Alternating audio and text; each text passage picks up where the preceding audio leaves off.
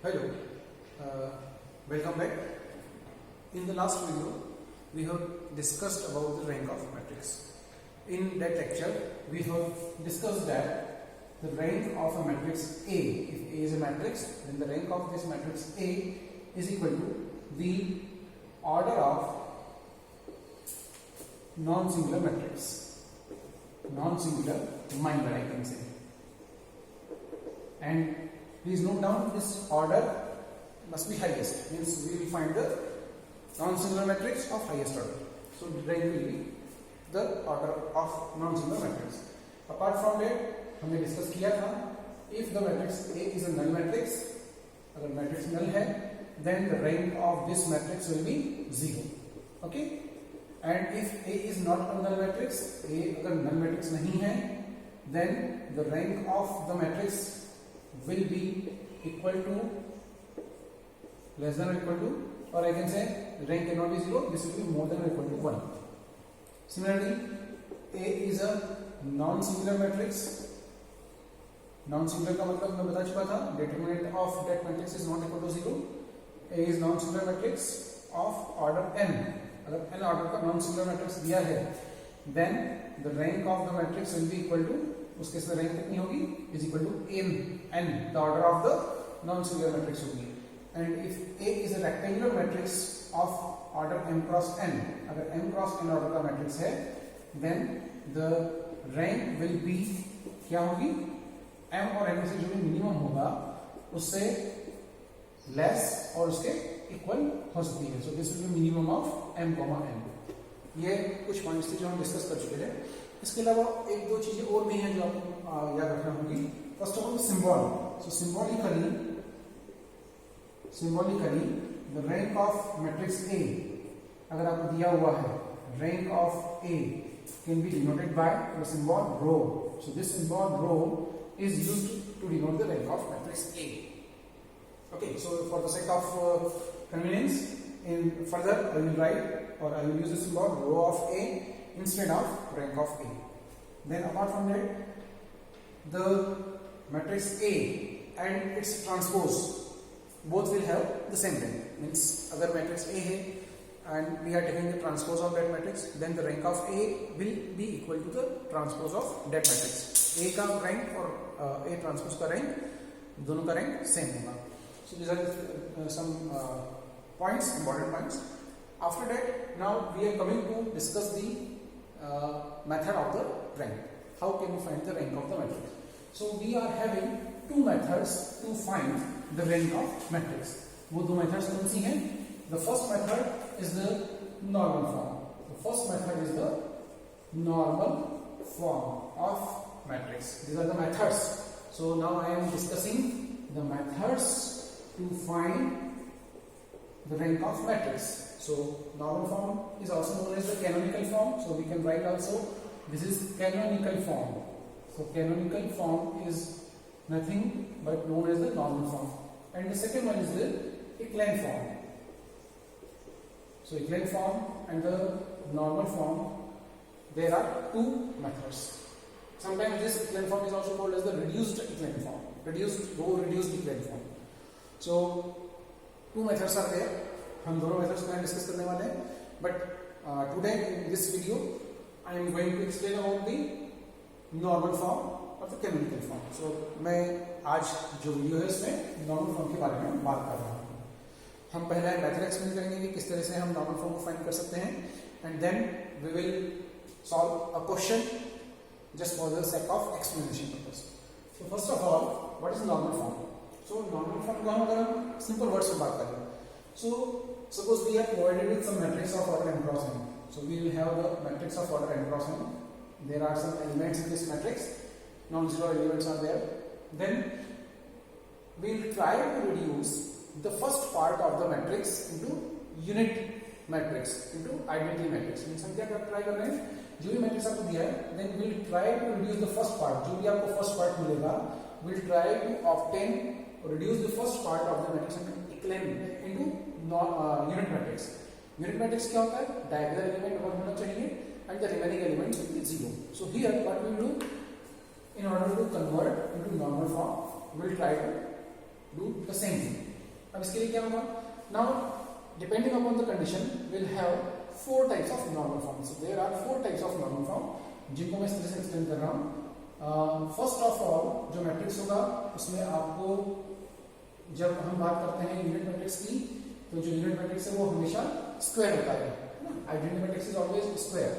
This is IN. I am assuming this is a matrix of order, or let's say R, because we have considered a matrix of order m cross n, where R is less than or maybe equal to minimum of mn. हमने discuss किया था कि rank अगर m cross n order का matrix है तो उस m cross n order के मैट्रिक्स की जो रैंक होगी m और n से जो मिनिमम होगा उसके इक्वल या उससे लेस हो सकती है. So that's why this R may be equal to or less than minimum of m or n. जो भी minimum होगा उसके equal या less होगी. IR is the unit matrix. Okay, and remaining all the elements of this matrix are zero. So either this is the first form, first type of normal form. Second type का जो normal form होता है वो इस तरीके से मिल सकता है आपको. We will have IN, then zero. This is of order m cross n. One more type is there. The third type of normal form is here. We may have in this type. This is IN, this is 0, this is m cross n order matrix. And finally, in the last fourth form, the matrix itself is reduced into the normal form, into unit matrix. और ये case कब मिलेगा?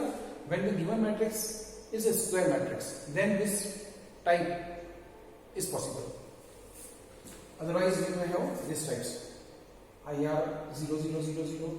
IN 0, m cross n, and these two are definitely, these two matrices must be rectangular. अगर rectangular matrix दिया है तो ही हम ये वाले forms get कर सकते हैं. एक example अगर आप करना चाहें, so for the just for the representation, we may have the matrix of this type. इस type का matrix आपको मिल सकता है.